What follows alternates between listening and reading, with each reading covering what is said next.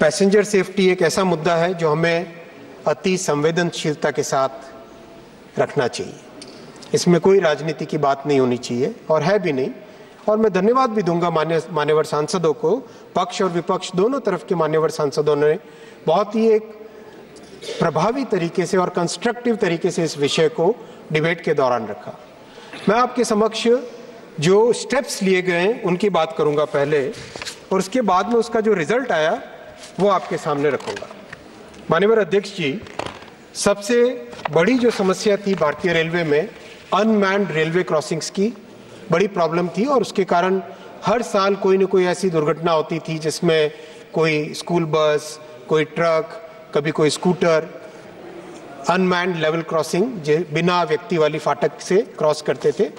माननीय अध्यक्ष जी, अच्छे फोकस्ड परिणामों के कारण, एक्शन के कारण 2019 में देश में करीब जो 9000 के आसपास अनमैन्ड लेवल क्रॉसिंग्स थी वो सारी की सारी कंप्लीटली समाप्त कर दी गई। जगह जगह आरओबी बनाए, कई जगह गेट लगाया, कई जगह अंडरपासेस बनाए, वो कंप्लीट हुआ।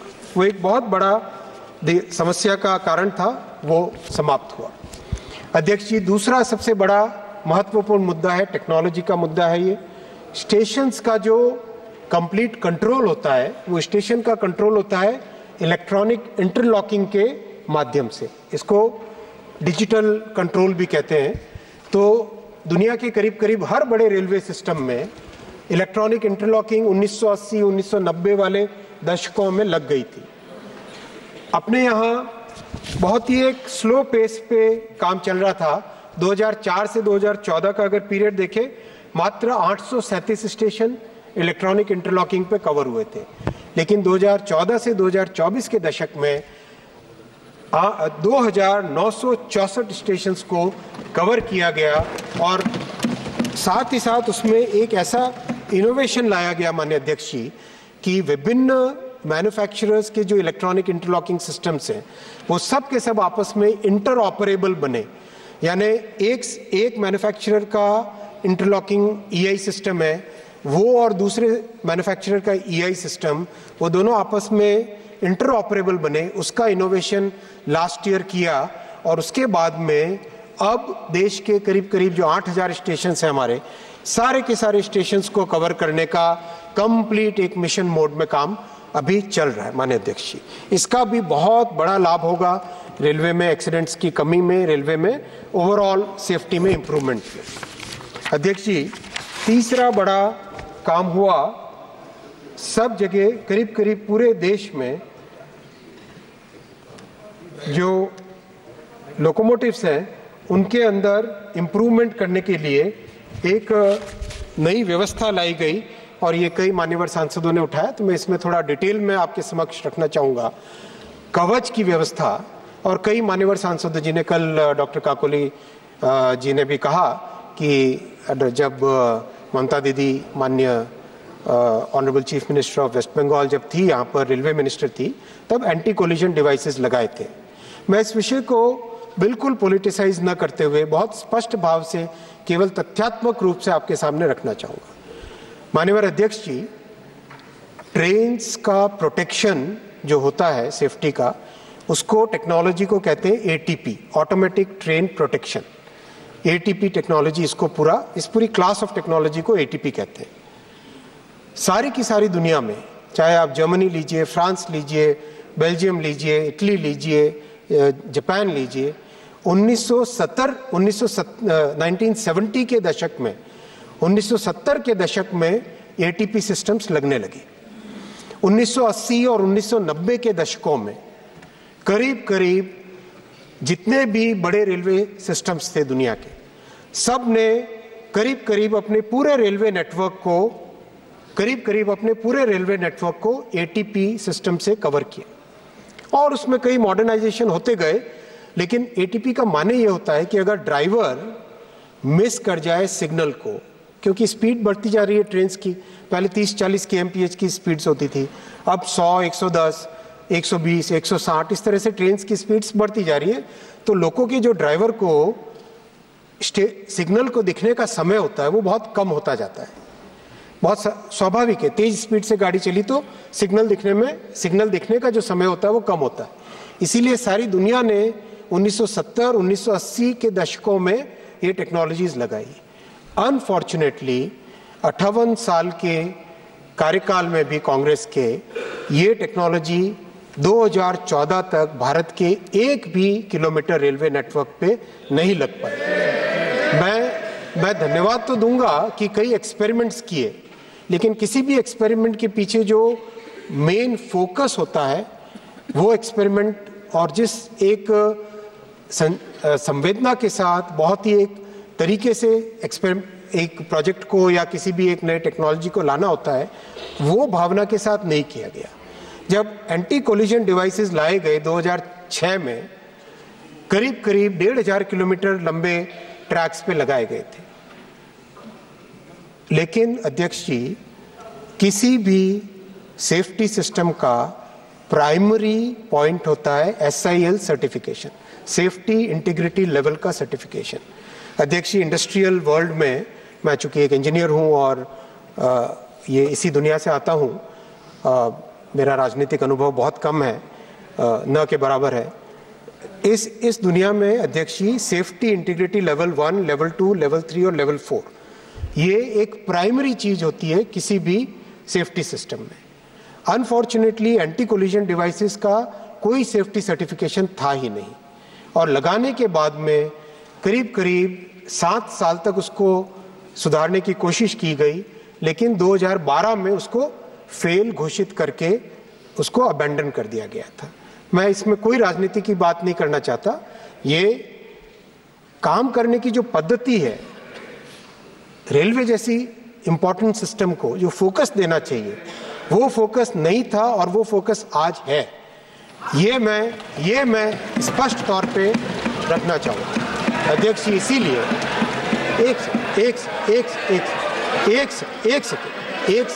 सेकेंड अध्यक्ष जी, इसीलिए मोदी जी ने जिम्मेदार लेते ही, मैं आऊंगा फैक्ट डेटा पे आऊंगा, अभी आपको डेटा पे दूंगा, उसके बाद में आप चुप हो जाएंगे भाई। अध्यक्ष जी, इसीलिए मोदी जी ने 2014 में जिम्मेदारी लेते ही सबसे पहले 2015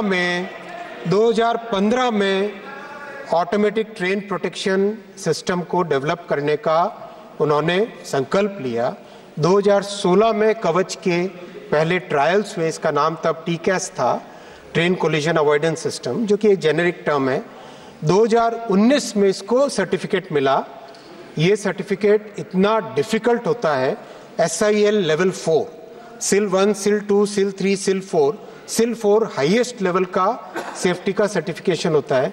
3 साल लगे उस सर्टिफिकेट लेने के लिए। कई तरह के ट्रायल्स किए जाते हैं, कई तरह के टेस्टिंग किए जाते हैं, कई कंडीशंस में उसको टेस्ट किया जाता है। 2019 में कवच का सर्टिफिकेशन कंप्लीट हुआ। अध्यक्ष जी, कोविड के बावजूद भी 2020 और 21 में इसके एक्सटेंडेड ट्रायल्स हुए। सर्टिफिकेशन के बाद में 3 मैन्युफैक्चरर्स को डेवलप किया गया, और 2022 में पहला बड़ा 3000 किलोमीटर का प्रोजेक्ट रोल आउट हुआ। और 3000 किलोमीटर की इस प्रोजेक्ट में जो इम्प्लीमेंटेशन के दौरान सीखने को मिला, और देश अपना बहुत ही डाइवर्स देश है, बहुत ही डाइवर्स कंडीशंस हैं, जो कि डेजर्ट में रेलवे नेटवर्क में कंडीशंस होती हैं वो पहाड़ वाले क्षेत्र में अलग होती है, जो कोस्ट में होती है वो ड्राई एरिया में अलग होती है। इसीलिए इन सारी कंडीशंस को ध्यान में रख के, उन सब को समझ के 2024 के 17 जुलाई को कवच का वर्जन 4.0 RDSO, जो हमारी सेफ्टी और रिसर्च की संस्था होती है, उसने कवच का वर्जन 4.0 अप्रूव किया, 4.0 अप्रूव किया। और अध्यक्ष जी, आज हम इस परिस्थिति में हैं कि हमारे पास 3 मैन्युफैक्चरर्स जिन्होंने अपना मैन्युफैक्चरिंग का स्केल अप कर दिया है, 2 नए मैन्युफैक्चरर उसमें जुड़ने वाले हैं, कम से कम 8000 से ज़्यादा इंजीनियर्स को और टेक्नीशियंस को ट्रेनिंग दी है, 6 यूनिवर्सिटीज़ में 6 यूनिवर्सिटीज़ में कवच का पाठ्यक्रम इंक्लूड किया है, क्योंकि अध्यक्ष जी इसके लिए बहुत सारी टेक्निकल कैपेसिटी के साथ साथ टैलेंट भी चाहिएगा, मैन पावर चाहिएगा, डिज़ाइनर्स चाहिएंगे। वो सारी की सारी व्यवस्था पूरा जो कवच के लिए चाहिए उसको आगे इंस्टॉल करने के लिए और उसको कमीशन करने के लिए वो सब व्यवस्था बन गई है। और अब इस इतनी मेहनत के बाद में अब परिस्थितियाँ ऐसी है कि हम बड़े पैमाने पे करीब 9000 किलोमीटर के टेंडर इन प्रोसेस हैं और करीब 10,000 लोकोमोटिव्स पे लगना चालू हो जाएगा आगामी कुछ ही महीनों में। अध्यक्ष जी, ये please just I let me complete. अध्यक्ष जी मैं आपकी इस भावना को, दादा की इस भावना को मैं वेलकम करता हूं। अध्यक्ष जी, बिना कोई राजनीति किए हुए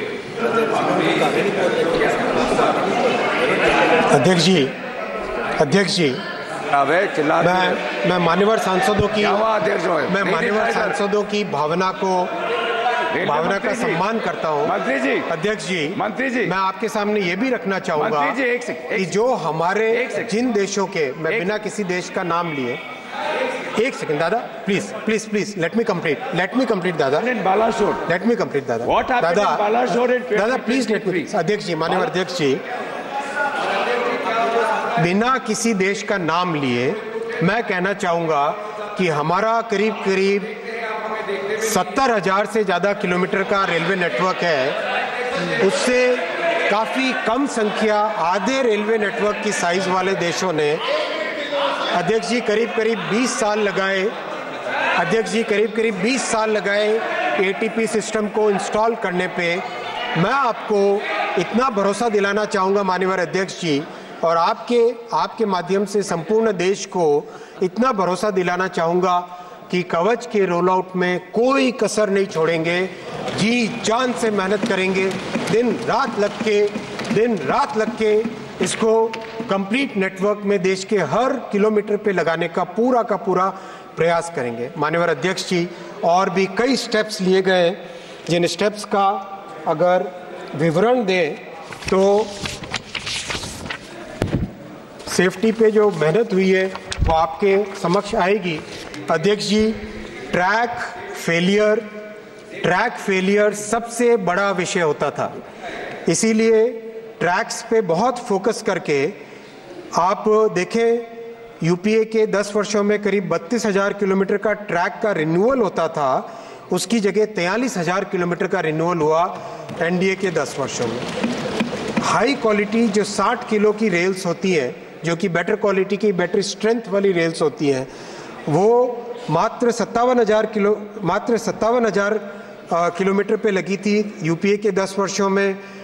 एनडीए के 10 वर्षों में 1,23,000 किलोमीटर लगी हाई कैपेसिटी बैटरी स्ट्रेंथ की। अध्यक्ष जी, वैसे ही कल मान्यवर एक सांसद ने कहा था अल्ट्रासोनिक फ्लॉ डिटेक्शन क्यों नहीं करते। अध्यक्ष जी, अगर हम देखें 26,52,000 अल्ट्रासोनिक फ्लॉ डिटेक्शन के टेस्ट्स किए गए 10 वर्षों में, और साथ ही साथ इसमें टेक्नोलॉजी भी इम्प्रूव की गई। अध्यक्ष जी, जो पुरानी टेक्नोलॉजी थी, उस पुरानी टेक्नोलॉजी में एक व्यक्ति हाथ में अल्ट्रासाउंड की मशीन लेके ट्रैक के ऊपर जाता था और उससे जितना उसमें डेटा आता था वो आता था, उससे एक्यूरेसी पूरी नहीं आ पाती थी। इसीलिए माननीय अध्यक्ष जी, फेज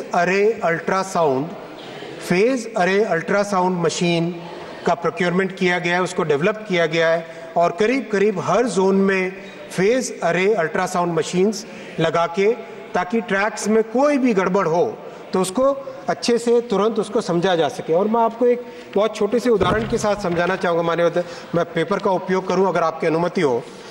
ट्रैक में क्या होता है कि जैसे मान लो ये पेपर है, इस पेपर को आप खींचे कुछ नहीं होता, लेकिन अगर एक छोटा सा इसके अंदर कोई फ्रैक्चर हो जाए तो हल्का सा प्रेशर लगाने पर भी ट्रैक के फ्रैक्चर्स हो जाते थे। और इसी कारण इस पर इतना फोकस दिया गया कि ट्रैक का रिन्यूअल्स, अल्ट्रासाउंड जो फेज अरे अल्ट्रासाउंड से उसका डिटेक्शन, वेल्ड का डिटेक्शन, और बहुत ज़्यादा जगह फिश प्लेट को रिप्लेस करके वेल्डेड जो रेल होती है वो सब जगह लगाई गई। और उसका रिजल्ट आया माननीय अध्यक्ष जी, अगर हम 2013-14 में देखें तो करीब 2500 के आसपास रेल फ्रैक्चर्स होते थे, करीब 2500 के आसपास रेल फ्रैक्चर्स होते हैं। यही संख्या 2023-24 तक आके मात्र 383 रह गई है, यानी 85% रिडक्शन रेल फ्रैक्चर्स में हुआ।